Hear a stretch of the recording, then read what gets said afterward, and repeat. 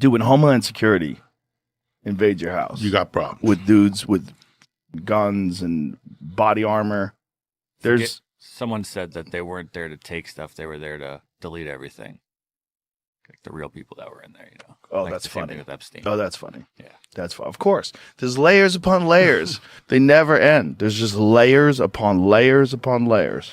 Like, you got a wild party. You also have those celebrity environments where celebrities all get together, and there's so many of them, in these wild parties. And if you got a wild party and P. Diddy puts on that wild party and, he sets everybody up. I think the biggest name so far to come out is Jennifer Lopez. Everybody know ain't no party like a Diddy party, so. Yeah, that's what's up. Yeah. We have a scene like this, you gotta bring bosses with you. As you see, it's female friendly. We got a ladies and a female. She's butt ball. That's what I call it, raw dog. I'm not jumping the tub myself. Once everybody moves out, just me and the lady. This is my scene. I'm used to this type of thing. Doing what I do best. Diddy party stories, man. That was like some weird memory lane. Puffy Flavor Camp. There you go. To learn Flavor Camp. Yeah, Flavor that's Camp. what it was called. And you're going to go to Puff Daddy's. He's in the 90s. Do you understand what that's like? There were very curious things taking place. And I didn't necessarily understand. Girl, you won't believe who Joe Rogan just exposed. Word on the street is he's got the inside scoop on all the celebs going to Diddy's exclusive parties. We're talking A-listers, chart toppers, and some names that will seriously shock you. This isn't your usual gossip. Hollywood's biggest secrets are about to come out. Who's been sneaking around? Who's hiding things? Joe's spilling it all, and trust me, you don't want to miss this tea. I see you said I mentioned Justin Bieber. You ain't say I mentioned Kevin Hart. Okay. Well, what's going on with Kevin Hart? I don't know, man. Oh, the internet is going wild on him, saying that he was a curator and a narrator of one of the Diddy parties and got caught on tape. You hear that? Wow. I didn't hear that one. No. That must be one of your favorite comedians then. Cause you ain't hear that? That was cool. Huh? I didn't hear it. Get out of here. It was cool, but I didn't hear that one. I must have missed it, man. I think I caught most of them. I think he almost fell in the tub with one of the girls. Diddy had some girls in the tub, a tub of baby oil or something like that, and he almost fell in the tub. It was crazy. He would be one of the celebrities that I definitely wouldn't think would be involved in anything illegal. For sure. But you gotta realize this, man. People who get caught up in certain those things like that, those parties and things like that, is that they don't go there looking for that stuff. You gotta understand, they get caught up in the moment with the alcohol, the drugs, and then certain bottles that are laced with certain things that take you away from your normal self. Girl, you won't believe who's sneaking into these parties. Imagine a hidden mansion, all windows blacked out like it's Fort Knox, super secretive. But Joe Rogan has the scoop, and he's dropping names faster than we can keep up. We're talking big names, Oscar winners who play it classy on the red carpet, top charting artists, and even some actual royals. Yes, crown-wearing, palace-living royalty hanging out with Hollywood's finest. And here's where it gets really wild. Joe says some of these celebs are so desperate to hide their party life, they're showing up in disguises. Picture your favorite actress in a wig and sunglasses, sneaking past paparazzi like she's in a spy movie. And the tea. It just keeps getting hotter. Some of these A-listers are even lying to their own teams about where they're headed. Managers, publicists, even their families are being told they're off to charity events or quiet nights. Meanwhile, they're out at Diddy's, living it up like there's no tomorrow. And you end up probably doing something that you probably never do again in your life. You never get caught up in those things ever before. There are a lot of celebrities that go to these parties like this. And they not only Diddy parties. I went to a party before, and You Can't Handle the Truth and King Kong Ain't Got Nothing on Me was at one of those parties. I was bodyguarding one of the girls. So what I'm saying is that it's rampant, and this was years ago. This was over 20 years ago.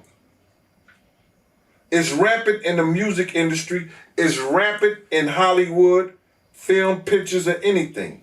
Well, Gene Deal, man, I really appreciate you taking the time.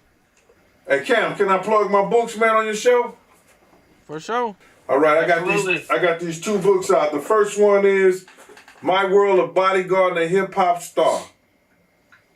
The beginning of my life up until the time in which the Notorious Biggs died. It got stories in here about rap beefs. It got stories in here about any and everything coming through from St. Louis to New York City. It's got different entrepreneurs here in New York City and everything. Then the second one is Life After Death When Bodyguard and a Hip Hop Star. It has the night that Big died, everything that you want to know. Stories about Pun, Big L, Fat Joe, every and anything. You know what I'm saying? It also have the Crews, the Same Gang in it, and Slick and the Family. You can also, I'm the first person that ever did this. I put a QR code in here, right? Where you can go directly to some pictures that's not in the book, because they were gonna charge me extra to put the pictures in the book. So I did it the slick way. You outsmarted them and put a QR code. Yes, sir. Cam, thank you. I appreciate you, bro. You know what's wild? Joe's naming people you'd never expect. That squeaky clean pop star your little sister loves? She's there. The action hero who always talks about clean living. Right in the middle of it. Even those super serious method actors who swear they don't party, they're all tangled up in Diddy's WEB. By the time Joe's done spilling, you'll know exactly who's been partying with Diddy. It's like a Hollywood who's who packed into one insane mansion. We're talking people who'd never be seen together in public, all letting loose behind those blacked-out windows. But that's just the beginning. The guest list alone is shocking, but wait until you hear what's actually happening inside. Joe's got the scoop on what these celebs are really doing when the cameras aren't rolling, and it's enough to make your head spin. We're about to uncover Hollywood's deepest secrets. You won't believe what's hiding behind those walls. Man, anybody who in law enforcement or people know the law, when Homeland Security ran up into his house, people will tell you, or people knew that it was just a matter of time that they was going to indict him and bring him in to see the judge, bro. It was just a matter of time. I just figured out with the grand jury and their different sessions and stuff like that, and then what one of the witnesses told me, I just figured it out that it was going to be around September that they were going to bring him in, bro. People might not understand. It's difficult when you see a brother that has so much promise become an icon as far as in the music business and stuff that he did, to turn around and just tear his whole life down. But it's all because of his mentors and the people that trained him and taught him the music business. You know, it's all about the people who trained and taught him the music business, because Puff wasn't, he wasn't born a monster. You know what I'm saying? He was made into a monster, brother. Do you understand what I'm saying? He was made into a monster from the stuff that happened to him, the things that he had to do. You understand? The things that he had to do to become who he is. You know what I'm saying? You know, it's like this, brother. You never like something so much that you can't do without, and you never be willing to do anything to get where you want to be at. You got to have principles. You got to have morals. You got to keep with that stuff. And in that music business, a lot of that stuff get thrown out the window. You understand? And that's what happened to him. He started doing the things to other people that was done to him. To keep it frank, he was doing the things to other people that was done to him. And it is what it is. You got to know better. And if you know better, you will do better. When he was in New York City, he was like that gecko from the Geico commercial. All right, so we know who's sneaking around, but what exactly are they doing in there? Joe's giving us a peek at these parties, and it's crazier than anything you've seen on reality TV. Honey, if you think you've seen it all, think again. This is the kind of stuff they wouldn't dare put on camera. When Hollywood's elite think no one's watching, it gets real messy. These parties aren't just your typical red carpet events. Joe's spilling tea about secret rooms, exclusive drinks you'll never find on a menu, and games that would leave anyone speechless. Imagine the wildest reality show, then turn it up a notch. Those celebs who act all prim and proper on TV. Joe's saying they're doing things behind those doors that could ruin their careers if it got out. We're talking career-ending, reputation-destroying kind of secrets. The kind of tea that would make even TMZ blush. And get this, there's a strict no-phones rule at these parties. Ever wonder why? Word is, it's because what goes down is way too hot for Instagram and far too wild for Snapchat. They're trying to keep it all under wraps, but Joe's blowing the lid off the whole scene. Then he turned and started going, when he lived in Cali and Miami, he turned into Godzilla. I would see him talk about how he using drugs. He was never like that. Smoking cigarettes, smoking weed and everything like that. He turned into something that you could consider a monster, bruh. Then he started doing things to people, you understand, that he learned. That's a learned behavior, bruh. Now, I'm not saying that he may have been doing a couple of things here and there with women, stuff like that in New York, but the things that there's talking about that he was doing, bringing in prostitutes to have sex with his girl and all that stuff like that, that was some crazy stuff to me, man. So I'm just looking at this whole thing, man, and you had asked me, and we don't have these conversations like most people do. We're going to go back and you're going to tell me what, we're going to talk about this. You said, I'm going to ask you how you feel, bro. I don't want no man to ever go to jail and be leaving their kids behind, be leaving their family behind. You understand? But some dudes belong in jail based on what they do and how they do it. We know that to be true. And it's just this situation, man, when they get down to all the facts and all what happened, he may belong in jail, bruh. And that's not my doing. That's not Cassie doing. That's his doing and his learned behavior from the people that mentored him. You got to realize, man, he learned from Andre Harrell. He learned from Russell Simmons. He learned from Clyde Davis. You understand? When those people are telling you that they were heavy into the drugs, they was heavy into beating women and doing things at that age, at that crazy stage, that's going to make him think that he could get away with the same thing that they was getting away with back then. You understand? The things that he was saying, you know, the touchy-feely between two men and all that stuff like that, man. All that, he learned that from them dudes. When I told y'all the story, when me and my man went up to Russell Simmons and he had a house and he had a man in bikini drawers in his bedroom, in his bed. You understand? Bruh, this is that he learned. I'm assuming he learned it from them. Let me put that. And I'm not going to say alleged because I saw that for my own self. My man was with me, Slick was with me, and we saw that for our own self.